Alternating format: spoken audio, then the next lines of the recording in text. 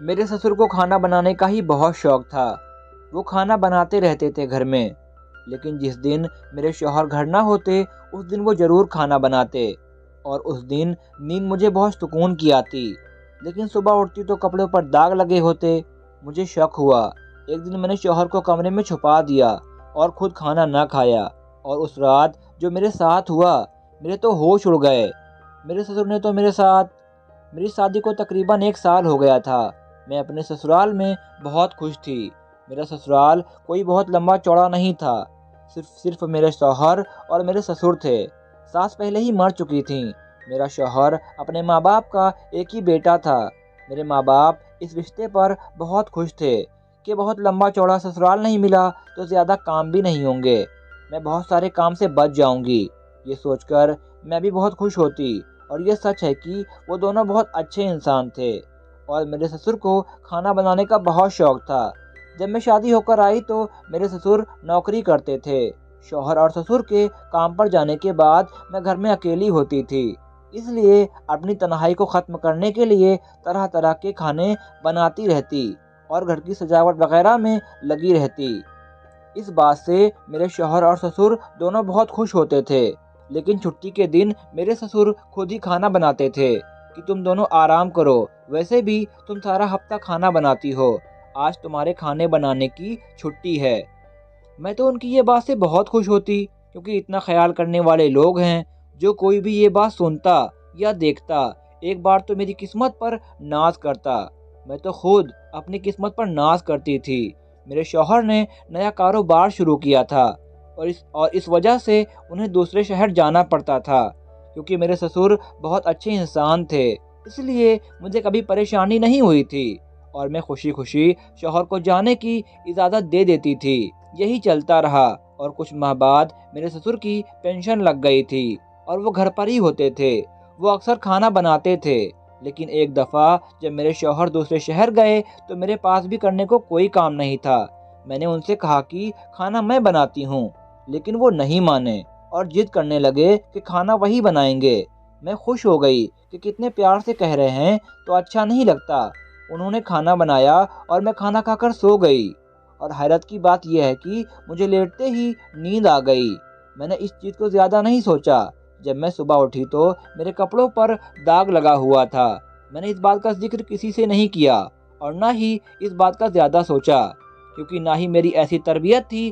لیکن خدا کا کرنا ایسا ہوا، پھر کچھ دن بعد میرے شوہر کو دوسرے شہر جانا پڑا، اور وہ سلسلہ پھر ہوا۔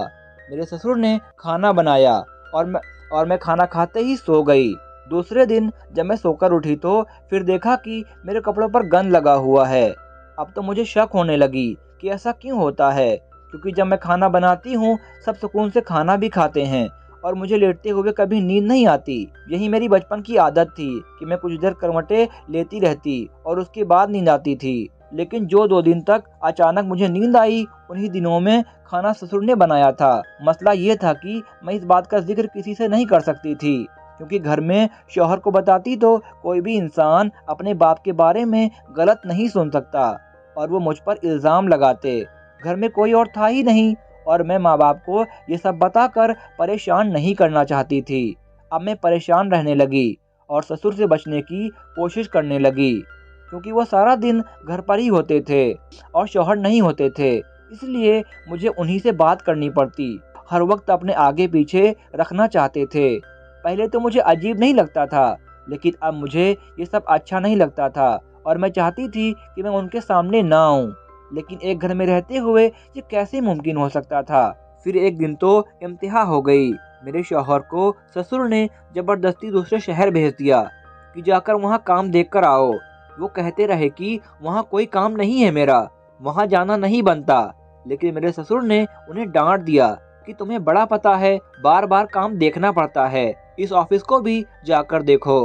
مجبور ہو کر میرا شوہر دوسرے شہر چلا گیا، اور ان کے جاتے ہی میرے سسر کے چہرے پر ایسی چمک نظر آئی جیسے ان کی کوئی خواہش پوری ہو گئی ہو۔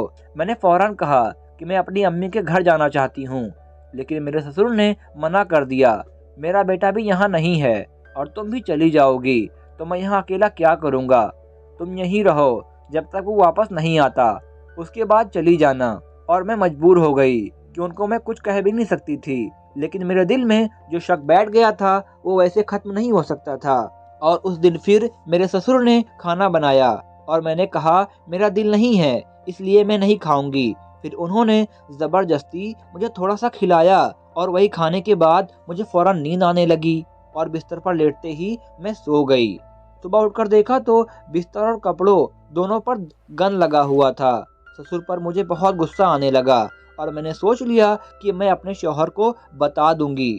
اس لیے میں نے اپنے کپڑے اتار کر واش روم میں لٹکا دیے اور سوچ لیا کہ اب یہ کپڑے ثبوت کے طور پر اپنے شوہر کو دکھاؤں گی۔ وہ آیا تو میں موقع کی تلاش کرنے لگی کہ میں ان کو اپنی حقیقت بتا دوں، لیکن مجھے موقع نہیں مل رہا تھا کیونکہ میرے شوہر ہر وقت ہمارے ساتھ رہتے تھے۔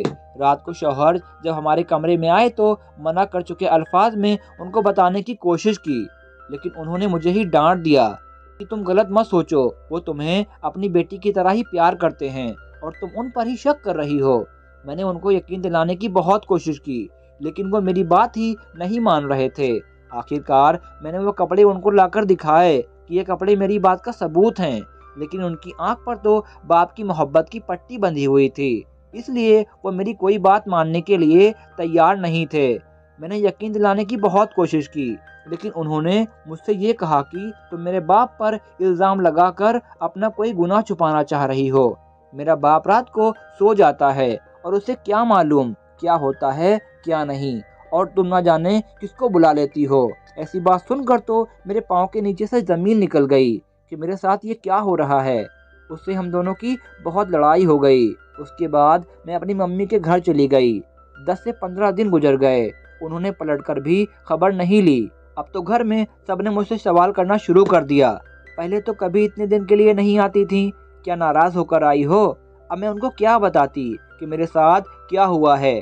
غلط بھی میرے ساتھ ہوا اور میرے شوہر نے میرا یقین بھی نہیں کیا، بلکہ مجھے ہی بد کردار سمجھا۔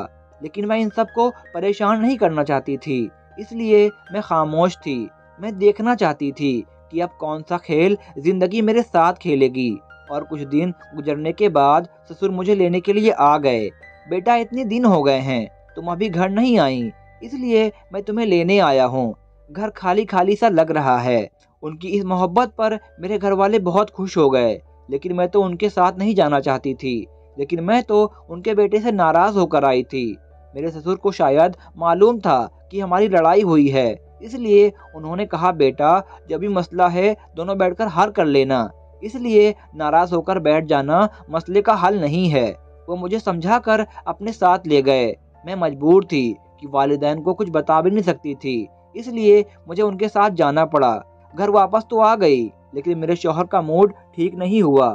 انہوں نے مجھے بتا دیا کہ سسر پر تو الزام لگا رہی تھی، وہی تمہیں گھر واپس لے کر آئے ہیں، ورنہ میں تو کبھی تمہیں گھر واپس نہیں لانے والا تھا۔ میری کوئی غلطی نہ ہوتے ہوئے بھی صرف گھر کو بچانے کے خاطر ان سے معافی مانگ لی، اور بہت مشکل سے سب کچھ ٹھیک ہوا۔ میں خاموش رہنے لگی تھی اور میرے شوہر سے کوئی بات نہیں کرتی تھی، لیکن میرے سسر کی وہی روٹین تھی، وہی شوق سے کھانا پکانا، اور ان کا کھانا کھانے کے بعد مجھے نیند آ جاتی۔ یہ جو کچھ بھی تھا مجھے پتا نہیں تھا کہ میں کیا کروں۔ میں جتنا بھی کوشش کرتی مجھے نیند آ ہی جاتی تھی۔ میں کسی سے بتا بھی نہیں سکتی تھی، مجھے کچھ سمجھ نہیں آتی تھی۔ زندگی عجیب طرح چل رہی تھی اور میں نے جیسا کبھی سوچا بھی نہیں تھا ویسا ہو گئی تھی۔ مجھے اپنے آپ سے گھن آنے لگی تھی کہ میں کیا تھی اور کیا بن گئی ہوں، اور غضب یہ کہ میں کسی کو کچھ بتا بھی نہیں سکتی۔ ہر دن ایسے ہی گزر رہے تھے اور میرے سسر کو بھی میری کمزوری سمجھ آ گئی تھی، اس لیے وہ زیادہ بات نہیں کرتے تھے، لیکن کھانا بنانے کا سلسلہ اسی طرح جاری تھا۔ اور حق تو یہ ہے کہ میرے سسر کے ہاتھ میں بہت ذائقہ تھا، جو بھی ایک دفعہ ان کے ہاتھ کا کھانا کھا لیتا اس کھانے کا عاشق ہو جاتا، لیکن مجھے تو اب ان کے کھانے سے گھن آتی تھی۔ زندہ رہنے کے لیے کھانا کھانا پڑتا ہے۔ 3 بندوں کے گھر میں اکیلی الگ بھی نہیں بنا سکتی تھی، لیکن کہتے ہیں نا جب انسان بالکل بھی بے بس ہو جاتا ہے تو پھر اوپر والا وہاں سے راستہ دکھاتا ہے جہاں انسان کی سوچ بھی نہیں ہوتی۔ میرے ساتھ بھی کچھ ایسا ہی ہوا۔ ایک بہت پرانی دوست جو کہ میرے ساتھ کالج میں پڑھتی تھی دوسرے شہر چلی گئی تھی۔ اپنی نوکری کے ٹرانسفر کی وجہ سے وہ شہر واپس آ گئی، اور ایک دن بازار میں خریداری کے دوران اچانک اس سے میری ملاقات ہو گئی۔ اتنے عرصے کے بعد دوست کو دیکھ کر ہم نے ایک دوسرے کے ساتھ ملنے کا پلان بنا لیا اور ہمارا ایک دوسرے کے گھر میں آنا جانا شروع ہو گیا۔ 2 دفعہ وہ ہمارے گھر آئی تو اس نے ہمارے سسر کا رویہ نوٹ کیا اور مجھ سے سوال کیا کہ ایسا کیوں ہے۔ مجھے تو ایک شخص کی ضرورت تھی جو میری بات سنے۔ میں نے اس سے ساری بات بتا دی کہ میرے ساتھ یہ سب ہوا ہے۔ پہلے تو وہ بہت حیران ہوئی اور اس نے وعدہ کیا کہ وہ سارے معاملے میں میری مدد کرے گی۔ ایک دن جب میرا شوہر ہمیشہ کی طرح ایک دوسرے شہر گیا، میرے سسر نے کھانا بنایا تو میں نے کھانا کھانے کے ساتھ ہی تھوڑا سا کھانا اپنی پلیٹ سے نکال کر چھپا دیا، اور دوسرے دن میرے ساتھ وہی ہوا جو ہمیشہ میرے ساتھ ہوتا آیا تھا، لیکن میں نے وہ کھانا اپنے دوست کو دے دیا کیونکہ اس کا شوہر سائنس گروپ میں کام کرتا تھا، اس لیے اس کھانے کو سائنس لائبریری میں ٹیسٹ کیا گیا اور وہی ہوا جس کا مجھے شک تھا۔ اس کھانے میں نیند کی دوا شامل تھی اور اسی وجہ سے مجھے فوراً نیند آ جاتی تھی۔ ایک دفعہ تو میں نے سوچا کہ میں اپنے شوہر کو دکھا دوں، پھر وہی ڈر محسوس ہوا کہ وہ کہیں گے تم نے میرے باپ پر الزام لگایا ہے اور اب کی دفعہ وہ مجھے نکال دیں گے۔ اس ڈر نے میری زبان پر چپ کے تالے لگا رکھے تھے، اور ایک دن جب میرا شوہر گھر پر نہیں تھا، میرے سسر نے کھانا بنایا تو میں نے اپنے دوست کی صلاح سے میں نے وہ کھانا نہیں کھایا، لیکن یہی ظاہر کیا کہ میں نے وہ کھانا کھا لیا ہے، اور میں کمرے میں جا کر لیٹ گئی اور سو گئی۔ میں دیکھنا چاہتی تھی کہ آخر میرے سونے کے بعد ہوتا کیا ہے۔ مجھے لیٹے ہوئے تقریباً آدھا گھنٹہ ہو چکا تھا کہ میرے کمرے کا دروازہ کھلا کہ میرے رونگٹے کھڑے ہو گئے، لیکن میں خاموشی سے لیٹی رہی۔ مجھے اس راز سے پردہ ہٹانا تھا۔ میں نے دیکھا کہ میرے سسر میرے کمرے میں داخل ہوئے ہیں۔ میں نے سوچ لیا کہ وہ میرے ساتھ کچھ الٹا سیدھا کریں گے تو میں شور مچا دوں گی، لیکن پھر میرے دماغ میں آیا میں نے شور مچا دیا تو میری کوئی بات پر یقین نہیں کرے گا۔ مجھے خود پر غصہ آنے لگا کہ میں نے سارے رازوں سے پردہ اٹھانے سے پہلے فون ریکارڈنگ کیوں نہیں آن کی۔ کم سے کم یہ سب کچھ ریکارڈ ہو جاتا، لیکن جو ہونا تھا وہ ہو گیا۔ اب مجھے یہ دیکھنا تھا کہ میرے سسر کا اگلا قدم کیا ہے، اس لیے میں لیٹی رہی۔ جب انہیں یقین ہو گیا کہ میں حقیقت میں سو چکی ہوں تو انہوں نے اپنا کام شروع کیا۔ میری تو روح کانپ گئی یہ سب دیکھ کر، لیکن میرے پاس ثابت کرنے کے لیے کوئی چیز نہیں تھی، اس لیے میں شوہر کو بتا نہیں سکتی تھی۔ میں نے دوسرے دن صبح دوست کو فون کیا اور سارا کچھ اس کو بتا دیا، اور وہ خود بھی یہ سب کچھ سن کر حیران و پریشان ہو گئی، اور اس نے مجھ سے کہا کہ تمہیں یہ سب کچھ اپنے شوہر کو بتانا ہی ہوگا، لیکن میرا ڈر مجھ پر حاوی تھا۔ میں شوہر کو کچھ بھی بتا نہیں سکتی تھی اور میں مزید یہ سب کچھ نہیں کر سکتی تھی۔ میں ایک بند گلی میں آ گئی تھی۔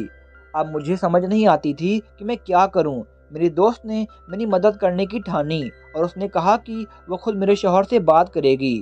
ایک دن موقع دیکھ کر اس نے ہم دونوں کو کھانے پر بلایا اور میرے شوہر سے بات کرنی شروع کی، اور بات سن کر میرے شوہر ہتے سے اکھڑ گئے۔ لیکن جب اس نے آرام سے کہا کہ دیکھیے، آپ اس کی بات جان لیں، اگر میری بات غلط ہوئی تو بے شک آپ اسے چھوڑ دیجیے گا، اگر یہ سچ ہوئی پھر جو آپ کرنا چاہیں کیجیے گا۔ میں نے اپنی پوری زندگی داؤں پر لگا دی تھی، اور اب اتنی بڑی شرط کے بعد میرے شوہر کو راضی ہوتے ہی بنی، اور وہ بھی راضی ہو گئے۔ اب صرف مجھے ایسا کرنا تھا کہ میرے شوہر کو معلوم بھی نہ ہو اور سسر پر ان کی حقیقت بھی کھل جائے۔ میری دوست نے میری رپورٹ میں میرے شوہر کے سامنے رکھی جو میں نے کھانے کی بنوائی تھی۔ شاید اسی رپورٹ کی وجہ سے انہیں مجھ پر یقین آ گیا تھا۔ تقریباً 1 ہفتہ بعد انہوں نے اپنے باپ سے کہا کہ انہیں دوبارہ دوسرے شہر کام کے سلسلے میں جانا ہے۔ میرے سسر تو یہ بات سن کر بہت زیادہ خوش ہوئے اور انہوں نے کہا کہ تم ضرور جاؤ۔ میرا شوہر تو گھر سے تیاری کر کے نکل گیا، لیکن وہ اپنی ایک دوست کے ہاں چلا گیا، اور ہمیشہ کی طرح انہوں نے کھانا بنایا اور وہ کھانا بنانے میں مصروف تھے، اور میرا شوہر خاموشی سے گھر میں داخل ہوا اور کمرے میں چھپ گیا۔ سسر کو معلوم بھی نہیں تھا کہ ایسا بھی ہو سکتا ہے، اور میں نے خاموشی سے کھانا کھایا کیونکہ مجھے معلوم تھا کہ ابھی کھانا کھانے کے بعد مجھے نیند آ جائے گی، لیکن میرا شوہر میرے کمرے میں ہے، اس لیے مجھے کوئی ڈر خطرہ نہیں تھا۔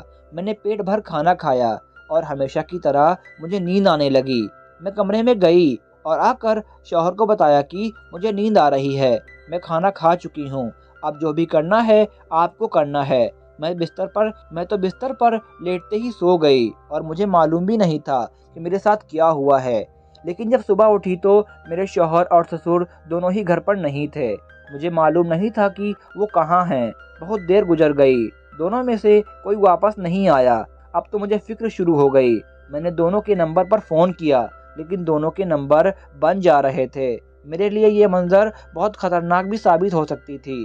مجھے معلوم بھی نہیں تھا کہ وہ دونوں کہاں ہیں۔ مجھے کچھ بھی سمجھ نہیں آیا تو میں نے فوراً اپنے دوست کو فون کیا اور اسے ساری حقیقت بتائی۔ اس نے مجھے دلاسا دیا لیکن شام تک ان دونوں باپ بیٹے کا کوئی پتہ نہیں تھا۔ غصے سے میرا بہت برا حال تھا۔ مجھے خود پر بہت غصہ آنے لگا کہ میں نے آج کھانا کھایا ہی کیوں۔ کم سے کم مجھے معلوم ہوتا کہ میرے ساتھ کیا ہوا ہے، لیکن آج ہمیشہ کی طرح میرے کپڑوں پر گند نہیں لگا ہوا تھا۔ مجھے بہت زیادہ فکر ستانے لگی۔ شام سے رات ہو گئی لیکن میرے سسر اور شوہر کا کوئی پتہ نہیں تھا۔